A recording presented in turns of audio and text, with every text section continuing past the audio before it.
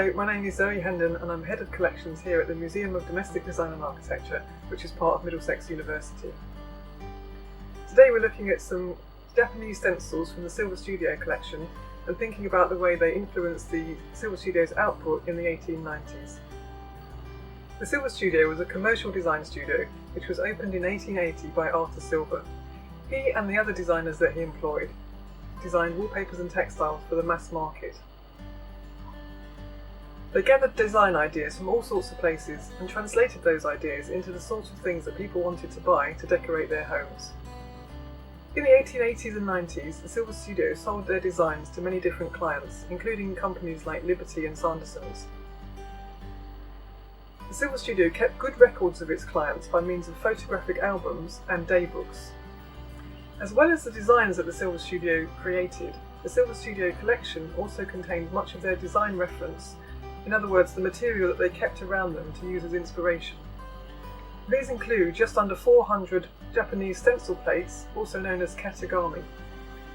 Katagami were stencils that were traditionally used in Japan as a way of applying pattern to kimono cloth.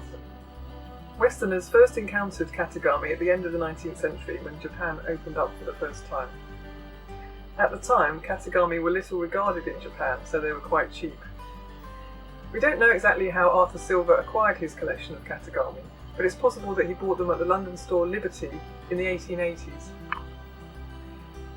Like many other Victorian artists and designers, Arthur Silver was an avid collector of all things Japanese.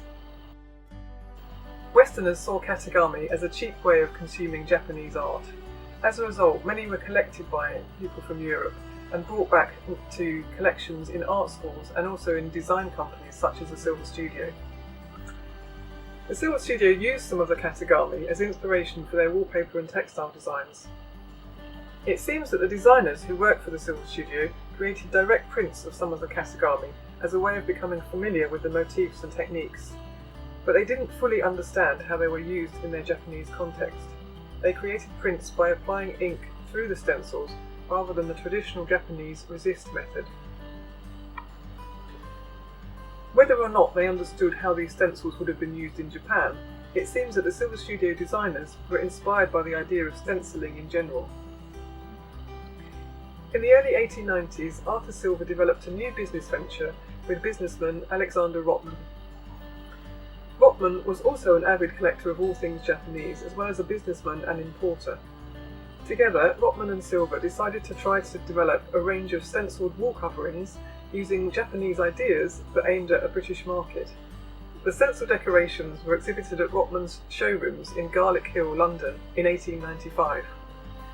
The following year, Arthur Silver gave a lecture about stenciling to the Architectural Association, and his lecture was reprinted in several publications.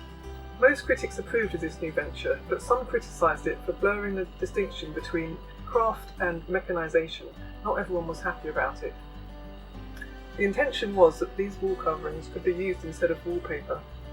Their selling point was that they enabled consumers to achieve an effect that looked like expensive hand stenciling, but more cheaply and conveniently. Arthur Silver was perhaps attracted to the technique of stenciling because it represented a halfway point between craft production by hand and mechanisation. Generally, Arthur Silver was known for his production of designs for mass-produced wallpapers and textiles, so this venture was perhaps an attempt to raise his status by association with more handcrafted products. Some commentators liked the idea that the stenciling process successfully used a semi-mechanised production method while retaining the advantages of hand production. But other arts and crafts designers rather disapproved of this attempt to achieve the appearance of the craft technique without paying for it. I think these Rottmann-Silver stenciled wallpapers were clearly influenced by Japanese techniques. The point was not that these things looked Japanese, but that they used Japanese-inspired techniques to make previously expensive products available more cheaply. The end results are neither wholly British nor authentically Japanese, but can be seen as a fascinating hybrid of cross-cultural design ideas.